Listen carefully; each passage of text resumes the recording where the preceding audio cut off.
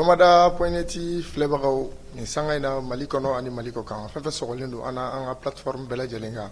k'a ta an ka page Facebook la ka taa se chaîne YouTube ma fo ka taa bila TikTok o n'a ɲɔgɔnnaw kan an b'aw bɛɛ lajɛlen fo ka waleɲuman dɔn dan tɛ foli min na aw bisimila su kibaru kɛnɛ kan jɛmukan min ni an b'o ɲɛnamaya aw ye ka daminɛ ntɛnɛn fo ka taa se juma ma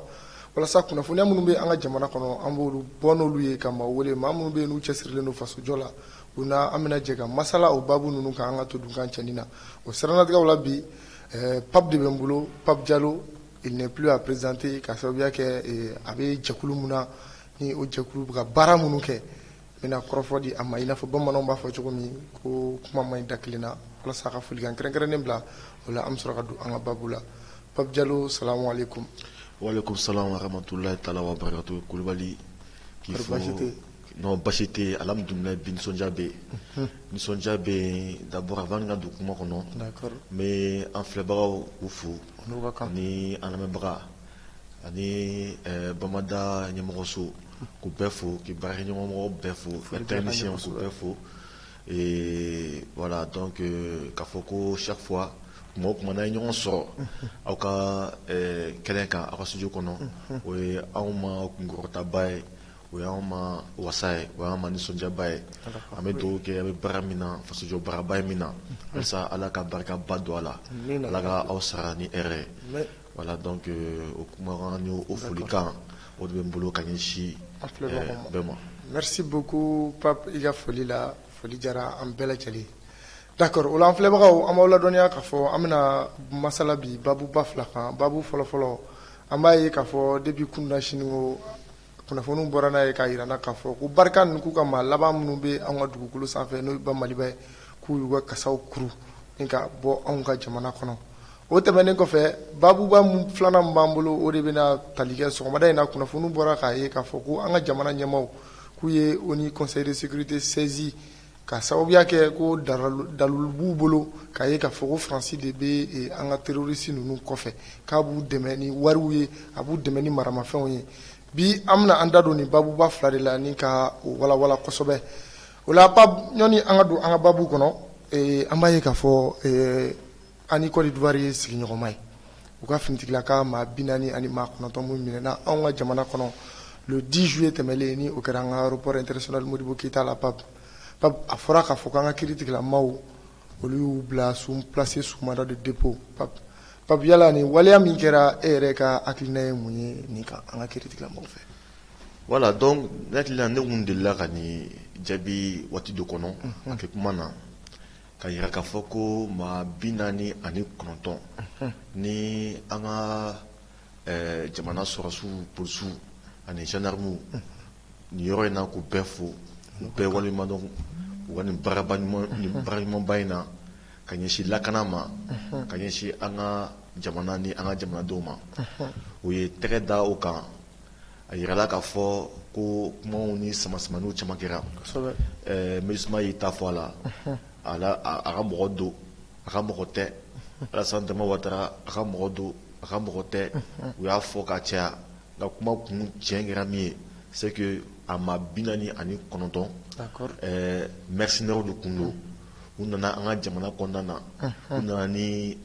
kɛlɛkɛminɛn minnu ye marifajuguba minnu ye o marifa o yamaruya kun t'u bolo ka don n'a ye an ka jamana kɔnɔna na donc an b'a fɔ o de la k'a fɔ ko u k'u donna an ka jamana kɔnɔ ni hamiya min ye nka ɲumanya kun tɛ u kun b'a fɛ ka masiba kojuguba de kɛ ka ɲɛsin jamana ma ka ɲɛsin jamanadenw ma waati min kɔnɔ an ka jamana ye san 9 voire san 10 kɛ an bɛ nin gɛlɛya juguba in kɔnɔ an ka préfet olu dara k'u kantigɛ an ka gouverneur k'olu faga ka taa baga an ka musow denmisɛnninw cɛkɔrɔbaw musokɔrɔbaw u ka foro kɔnɔna na u ka dugu kɔnɔna na ka taa dankari u niw na fali kɛ kojugu k'u fana kɛ k'u da kan an ka sɔrɔsiw tun bɛ janfa juguba kɔnɔ bɛɛ kun ja wulilen don taayɔrɔ t'an na dogoyɔrɔ t'an na foyi dogotu kun banna an ka jamana kɔnɔna na n'a fɔra ko an bɛ o gɛlɛya kɔnɔ ko an dafɛ jamana dɔ o mɔgɔ dɔw ka sɔrɔ k'a fɔ ko olu bɛ bɛnbɛnbɛn jugubaw kɛ k'u bolo di diɲɛ jamana dɔw ma minnu hana ye min ye k'an ka jamana lamaloya k'an ka jamana lagosi ka nga jamana do ka gangara futo gerte kono ka abiji ka a nafamaro bɛɛ labɔ ka jamana kɛ an bolo tɔnbo ye donc k'a fɔ ko k'u bolo di o tigiw ma k'u b'a halisa k'u b'an ka jamana kɛlɛ ne hakili la o maa 49 olu tɛgɛ tara ni baara juguba in de kɔnɔna na donc o foli an b'o kɛ ka ɲɛsin an ka ɲɛmɔgɔba ani an ka lakanabaga ani mun b'an na ka na donc a mɔgɔ 49 minnu filɛ nin ni olu ye mercenaires ye donc a kun jɛlen don cogoya min na u nakun kun ye min ye an b'a fɔ minnu ma ko terroristes donc u nana de ka dɔ fara olu ka fanga kan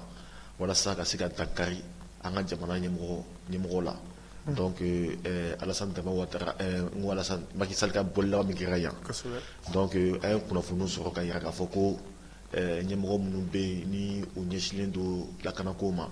ko u bɔra ni dalilu ye ka yira Macky Sall la k'a fɔ ko maa 49 u kana juguya min tun bɛ u kɔnɔ o dara kɛnɛ kan donc o dalilu kɔfɛ an kɔni b'a yira bi k'a fɔ ko parce que nin ko in kelen an ɲɛ b'a la an ka kɛrɛfɛ jamana n'o ye Côte d'Ivoire ye Alassane Dramane Ouattara ka denmisɛnnin dɔw bɛ yen bon u tɛ bɛrɛni bɔ an ɲɛ b'a la o mɔgɔ damadɔni wulila k'a fɔ ko o mɔgɔ 49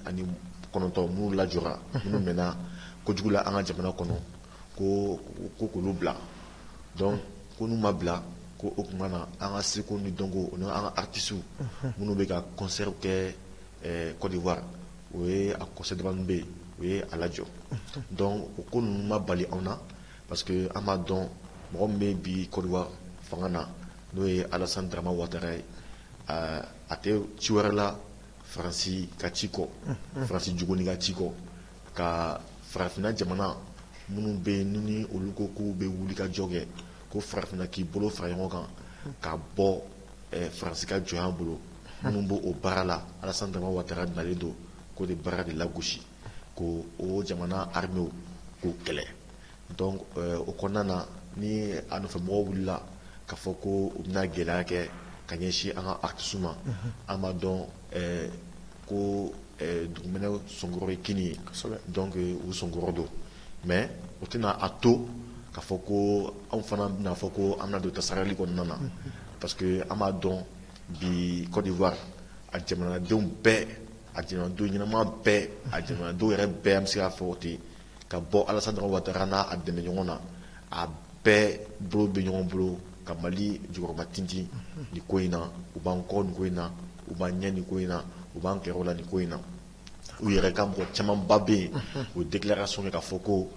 comme nin ko in bɛ sariya ɲɛkɔrɔ o tuma na sariya ka baara kɛ voilà donc an bɛ min fɔ ka fara nin kan c'est que min kɔni min ne ta ye c'est que jamana ɲɛmɔgɔw ka jateminɛ kɛ maa 49 min filɛ nin ye jamana yɛrɛ nafa bɛ se a bɔ a la cogoya min na an k'o ko de ɲɛɲini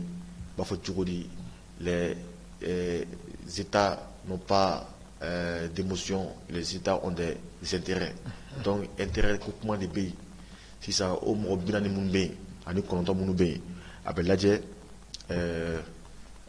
fɛn bɛ Côte d'Ivoire parce que an fana mɔgɔ caman bɛ yen olu ye an ka jamana bisi k'an ka jamana ci k'a nafolo bɛɛ cɛ ka to Alassane Dramane Ouattara fɛ yen donc an fana ka jamana mandat international dɔ fana dalen b'olu kan ye donc Alassane de b'a lajɛ sisan a bɛ olu di ka na wala an bɛ se ka mɔgɔ 9 di ka na fɔlɔ voilà donc an bɛ taa n'a ye dɔɔni parce que Alassane Dramane Ouattara kan ka faamuya parce que ale yɛrɛ fana ka jamana kɔnɔna na mɔgɔ fana b'ale bolo kaso la o lɔrɔ b'o ka mɔgɔ fana b'ale bolo kaso la donc kaso ko in koba tɛ bɛɛ b'i ka mɔgɔ bɛɛ ta bɛ yen donc on est en phase de négociation donc ne kɔni bolo jamana bɛ se ka baara kɛ ni o ye ka welewele da k'a fɔ ko an ka jamanadenw minnu bɛ yan u ka ko kɛ cogoya la min b'a to mɔgɔ ni tɛ maliyɛn i kɛra ivoirien i kɛra jamana wɛrɛ den i k'i yɛrɛ ye Mali kɔnɔ i n'a fɔ i faso kɔnɔ basi foyi tɛ na mɔgɔ si sɔrɔ waati si kɔnɔ. D'accord. Bamananw ko sigikafɔ ko o ye damu ye yala sigikafɔ ani kumaɲɔgɔnya yala o bɛ se ka kɛ fura duman ye ni gɛlɛya min bɛ an ni Côte d'Ivoire cɛ bi wa. bon gɛlɛya kɔni tɛ an ni Côte d'Ivoire cɛ. Gɛlɛya tɛ an ni Côte d'Ivoire cɛ dɛ. Gɛlɛya bɛ sisan gɛlɛya min bɛ yen c'est que Alassane Dramane Ouattara ale de mercenaires ta ka na an ka jamana attaquer n'a ye bon o mercenaires a simina ka mɔgɔw tɛgɛ da o mercenaires de kan sisan donc a fɔra de ko a k'a dɔn k'a fɔ ko k'a ye min kɛ kama ko ɲuman kɛ k'a ye kojugu kɛ a k'a jɔ a la dɔrɔn ko in bɛ jɔ ye bon n'ale ko sisan ko ale t'a fɛ ko ka kɛ o cogoya la cɛ min ka bon o de ka girin dɛ bɛɛ b'a kalama bi an bɛ niveau min na sisan bon a fɔ ko farafinna bɛɛ ka kɛ kelen an ka fara ɲɔgɔn kan bon bolodiɲɔgɔnma kɔni bɛ anw ni Guinée ni ɲɔgɔn cɛ an ka mɔgɔw bɔra ka taa participer au conseil des ministres la bon n'Alassane yɛrɛ fana fɛ n'a tɛ se a ko kɔrɔ bon k'a jateminɛ kɛ an bɛ se ka Côte d'Ivoire Mali yɛrɛ bɛɛ kɛ jamana kelen siɲɛ kelen donc o fana y'o kɛlɛ fana bannen donc nin bɛɛ bɛ se ka y'a ko kɔnɔna na mais Alassane Dramane Ouattara k'a faamu k'a fɔ a bɛ position min na bi ale jigi sɛbɛnnen min kɛ o tɛ se anw na voilà. D'accord. Merci beaucoup Pape an b'i fo kosɛbɛ i ka nin walawalali na hakili la an filɛbagaw ye faamu caman sɔrɔ i ka kɔrɔfɔ ninnu na Pape o la an ma sɛnsɛn an bɛ don an ka baabu fɔlɔ kɔnɔ ni o bɛ tali kɛ Faransi ka troupe laban n'u ka taali ka bɔ an ka jamana kɔnɔ mais Pape avant ça il faut vraiment que n ka aw féliciter Yɛrɛwolo debout sur les remparts n b'a kɛ ni tɛgɛrɛ dɔ ye parce que a y'aw cɛsiri kɛlɛ in na maaw dɔw bɛ yen olu ye aw kɔniya la k'aw juguya la k'aw kɛlɛ a la hakilinakɛlaw la mais o bɛɛ la an b'a bila fo kana kɛ aw ye nɔ bɔ Pape Faransi ka tagali ko in yala i bɛ se ka danganiya jumɛn di an filɛbagaw ma Faransi ka tagali la pewu ka bɔ an ka jamana kɔnɔ. Voilà donc Kulibali k'a fɔ ko mɔgɔw k'a faamuya ko an bɛ jamana min kɔnɔ jamana de qualité min b'a kɔnɔ depuis an bɔkolo depuis waati jan yɔrɔ jan an ma sɔn jɔnmaya ma. D'accord. Maliyɛnw ma deli waati si k'u fara ɲɔgɔn k'u bolo di ɲɔgɔn ma k'u ɲɛsin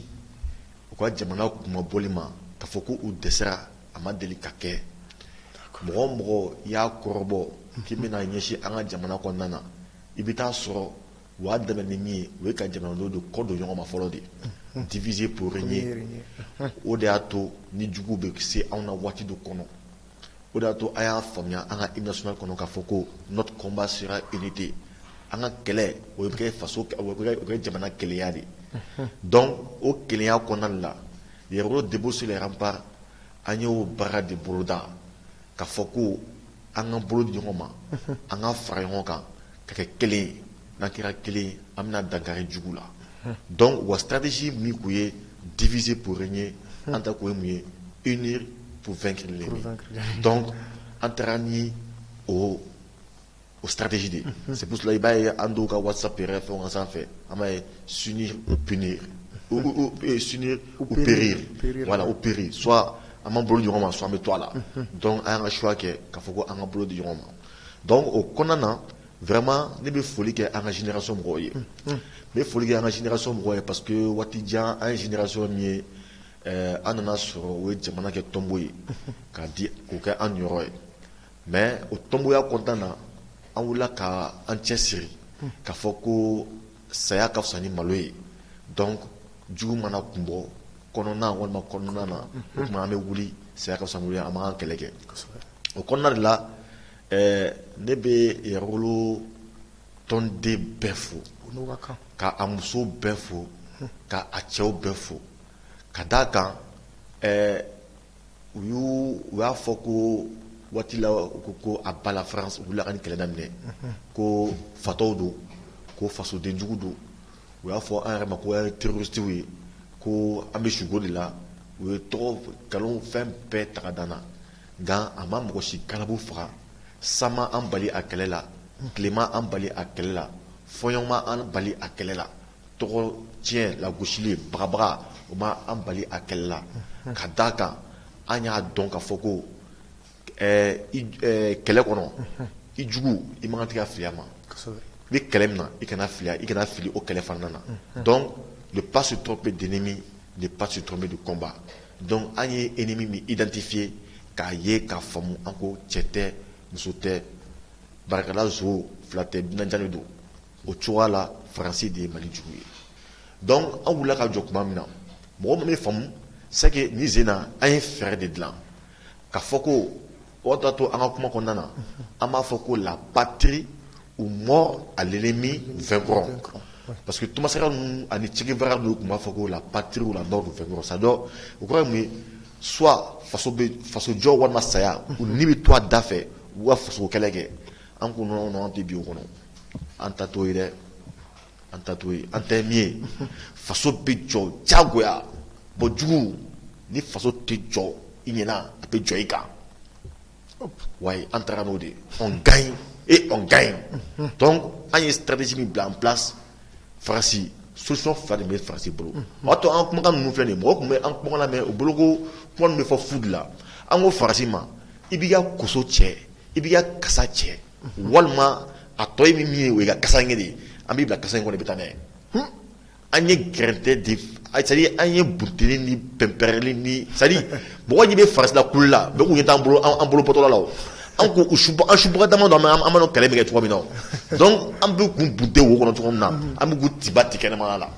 donc, oui, et ben, il n'a qu'une galère. Ma que non, que le peuple français était, et le peuple malien était un peuple indigne. Oui, il faut un ennemi. Parce que là, je dois même faire nos guerres. Ça y est, il me faire donner français. Na même là, tu m'as, amadu n'a qu'à cocher doit me connaître français là. Mais français, monsieur a bon, qu'on l'a calé, avec bon des gagner, n'en famille. Donc français, ya y ni wati konana, na makami non tche, ka bon angate mana konana, a toi emi, a rachou de na contact na jo. D'accord. Donc, au de là. Farsi ta ka bo anga jamana ka mo ka famia farsi mata passer à kadere farsi ta de parce que a pas donc à desserrer ka beta. D'accord. Fa pap kuna fonuna airala ka foko gaujunu wulila ko luka wulili ko fe ko farsi tara kadaka ko 72 heures de kun diruma ko me ko gaujunu ko oteke ko lutui ko lu wulila ne ko tola se ne ko gain kataka. Pap yala message du même bolo ka lancer et ni barakeli na mukera gaujenu fait vraiment ka gaujenu c'est fou parce que areka yerolo de pousser les remparts tourner badi ne be gaukono ni kelen kenen konana peut ga kele OK ni be wa yeraka foko Mali itara gao itara Tombouctou itara Mopti itara Sikasso itara Ségou Kayi Kouloukouro itara ni jamana kɔnɔna fan o fan na i bɛ taa sɔrɔ tariku kɔnɔ cɛbaw dɔw nana ni u banna jɔnmaya ma n'u ko k'u faso ni u disiw kɛ tata ye k'a ɲɛsin jugu ma k'u ban ko tɛgɛ tɛ da olu kan k'a ye k'a fɔ ko saya ka fisa ni malo ye donc u bɔnsɔn olu de bɛ Mali jamana dugukolo fan bɛɛ kan n'a dɔw ye gawokaw ye donc an bɛ se k'a fɔ Soni Albert Bɔnsɔn bi o y'a yira k'a fɔ ko a tɛ ku la n'i y'a ku la o b'a k'i la o de y'a to u ko Faransi ma i senfa bilibili i ka bɔ an fɛ yen ka d'a kan n'i y'a tɛmɛ bi ta in kan o y'a sɔrɔ n'a fɔ dɔ ɲɛna o parce que an ka maramafɛn minnu nana ta ni Sadio Kamara ni Assimi Goïta ka bolodigi ɲɔgɔn ma a n'a terikɛw ne y'a dɔn ko Faransi tɛna si yan parce que kana kɛlɛ min bɛ Faransi kɔnɔ o ka wuli ka na terrain sanfɛ ka marifa ta ka ɲɛsin an ka kaw ma ka ɲɛsin an ka bugudaw ma nka ne sen na Poutine nana ni minɛnw ye ka na di n'an ka sɔrɔsiw o san Poutine fɛ n'a b'an bolo bi donc olu mugu ninnu kɔni o ye depuis a ma yira n na olu commencera ka baaraw daminɛ ka muguci daminɛ donc Faransi y'a senfa belebele k'i teliya ka bɔ yen parce que ni gawo ka denmisɛnninw fana jeunesse fana kun nana ka fara o fana kan cɛ a bɛ kɛ basi ye a nafu tɛ dɛsɛ. D'accord. Pape an kɔni ye Français yɛrɛ ka déclaration mɛn k'a fɔ ko ka groupe laban min tun bɛ yan ko olu sɛnsɛn k'u ɲɛsin Niger ma. Pape o la an bɛ se k'a fɔ ko u bɔra an ka so mais u bɛ sofurukun na parce que u taara jamana kɔnɔ jamana min ni anw bɛ dancɛba ni ɲɔgɔn cɛ waati bɛɛ bɛ se ka kɛ u bɛ se ka porokoto ka don n'u ka ŋaniya juguya ninnu ye. Pape yala an ka autorités kan ka fɛɛrɛ jumɛn de tigɛ walasa Faransi kana se ka foyi de sɔrɔ anw ka jamana in kɔnɔ bilen. c'est-à-dire farasi ka faamuya k'a fɔ ko kunu farasi ani bi farasi tɛ kelen ko diɲɛ yɛlɛmana Modibo Keyita tile la a ko farasi gɛnna ko farasi ma taa dɛ k'a bɛ soforo kun y'a fɔ cogo min na a bɛ ka yɛlɛla Mali kunna nka a bɛna tɛmɛ jamana denjugu dɔ de fɛ walasa ka na i tɛgɛ da Mali kan tuguni o kelen de kɛra Modibo Keyita tagalen kɔfɛ mais farasi tɛ min kalama c'est que u b'a fɔ ko faransɛ ko rancune m'u kɔnɔ mais anw bɛ sitanɛ dege rancune na quoi c'est-à-dire rancune min bɛ yɛrɛ wolo mɔgɔw kɔnɔ bi ni farasi b'a dɔn a b'a ka minɛnw cɛ ka bɔ Niger walayi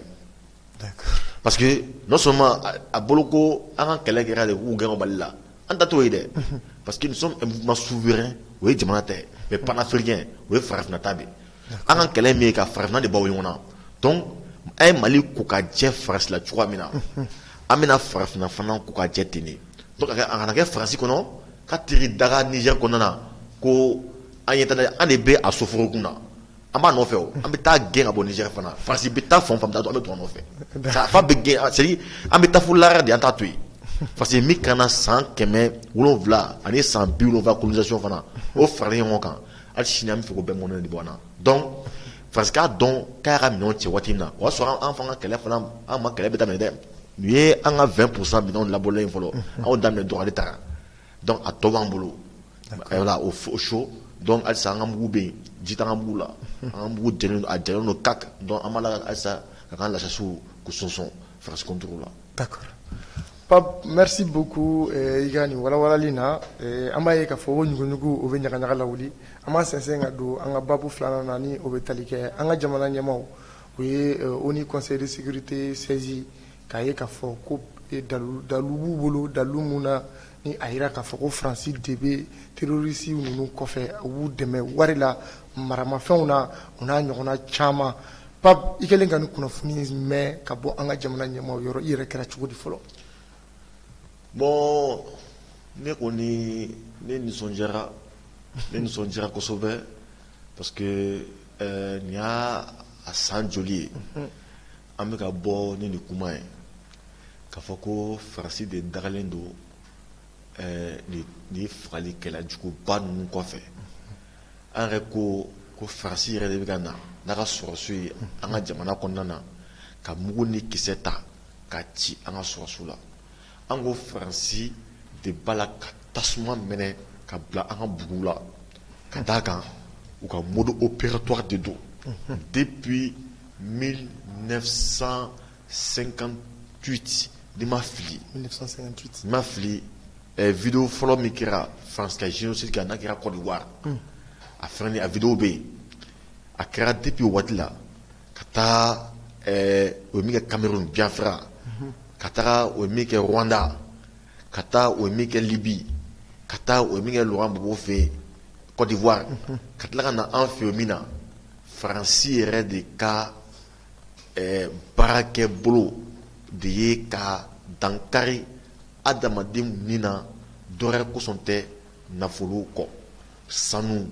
pétrole dugukolo minɛni parce que foyi tɛ Faransi u balo cogo wɛrɛ t'u bolo f'u ka taa na de ka na ni bingali kɛcogojugu ni kɛ an da la k'u yɛrɛ kɛ banaw ye ka anw kɛ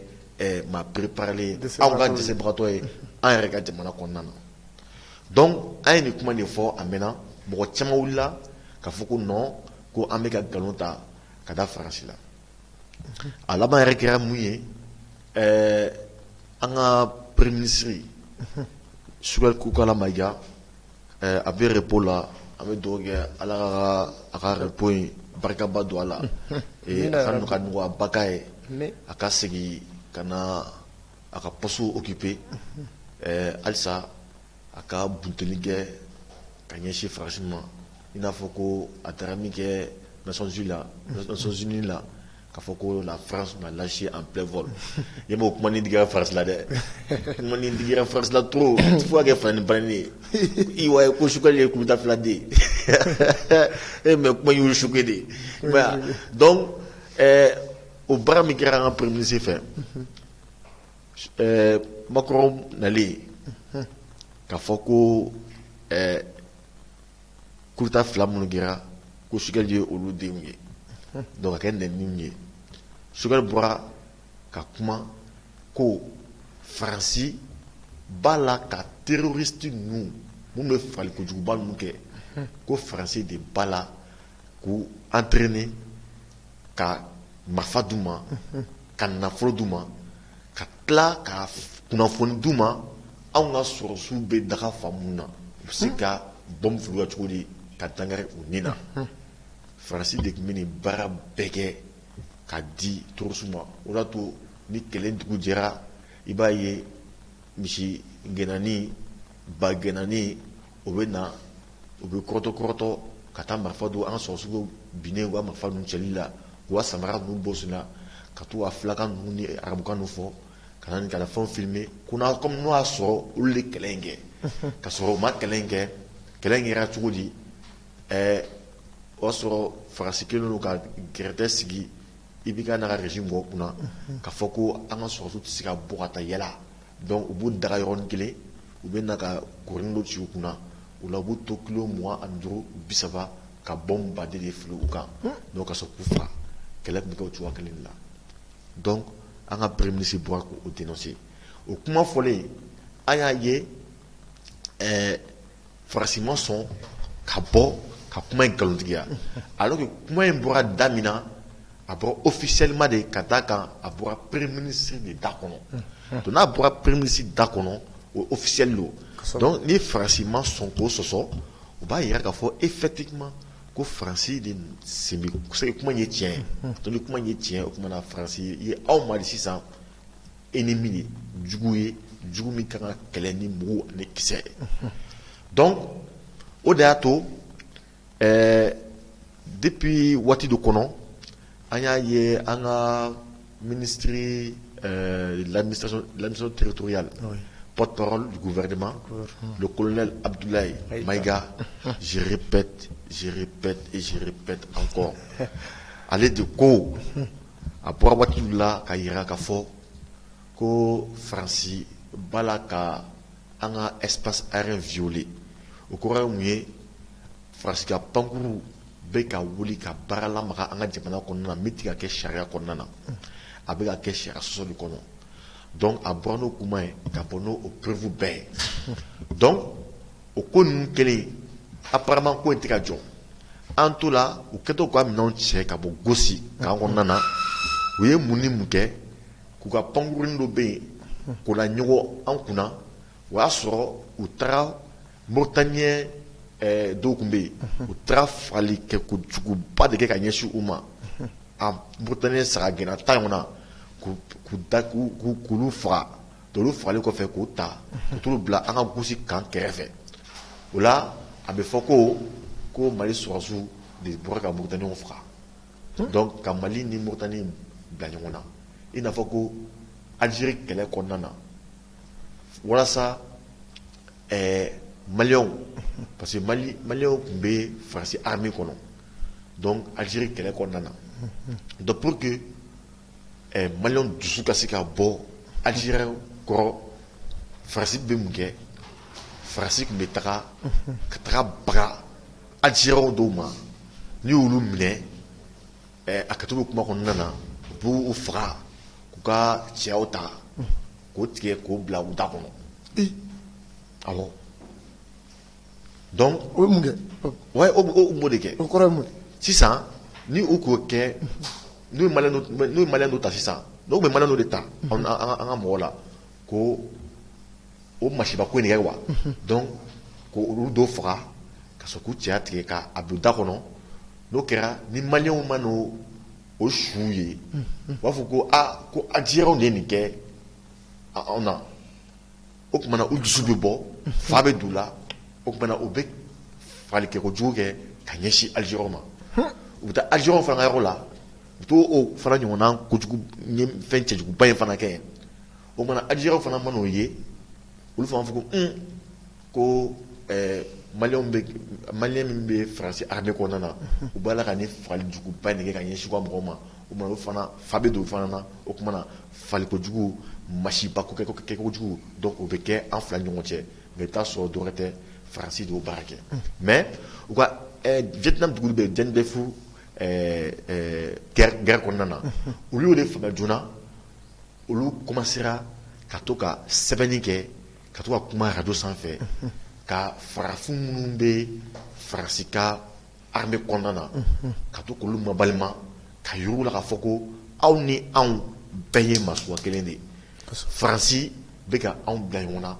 parce que aw y'u ka colonie ye aw b'u ka mara kɔnɔna la u bɛ k'aw bila baara jugu la baara min tɛ aw yɛrɛ ta ye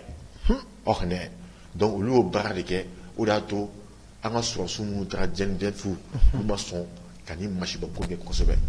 donc nin kuma kunbɛn ye mun ye ka yira k'a fɔ ko faransi bɛ ni susugu de bɔ ka nkalon ta ka da an ka armée la ka sɔrɔ olu de y'a baara kɛ donc o y'o de tenté entre le Mali et la Mauritanie yɛrɛ tun bɛna fɛn dimi a ko in na dɔɔni o de y'a to an ka président ka ɲɛmɔgɔ olu ye mɔgɔw lawuli jɔnjɔn lawuli ka taa kuma ɲɛfɔ k'a fɔ ko an bɛ nin kɔnɔna min na anw ka intérêt jumɛn de bɛ yen k'an bɛ se aw ka mɔgɔw ma ko faransi de bɛ ka anw ni aw bila ɲɔgɔn na donc o de kɛra sababu ye ni Mauritanie ni Mali ka bolo ni ɲɔgɔn ma a sinsinra ka taa donc faransi tun bɛ n b'a kɛ to ɲini mɔgɔ fɛ faransi tun bɛ nin baara ninnu de la donc ka sɔrɔ ka na n'u ka pankuruni ye k'o photo ta k'u bɛna nkalon ta ka da an ka jamana sɔrɔsiw la donc o caman o de continuer ka taa fɛ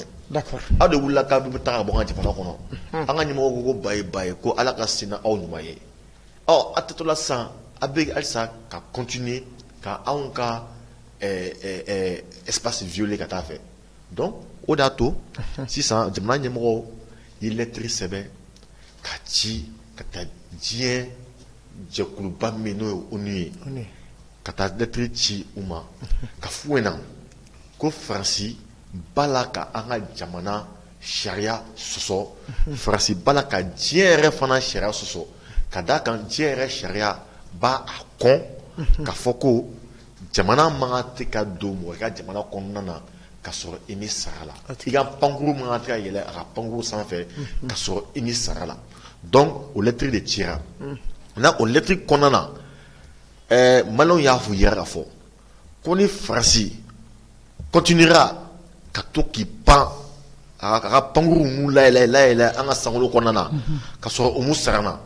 o tuma na ni Mali y'u bunte k'u lajigin don min na a kana bali mɔgɔ la donc le Mali est sur pied de guerre a ye assaut de di sisan donc c'est possible que du jour au lendemain guerre ka wuli Mali ni faransi ɲɔgɔn cɛ bon a dun filɛ nin sisan an bɛ yɔrɔ min na sisan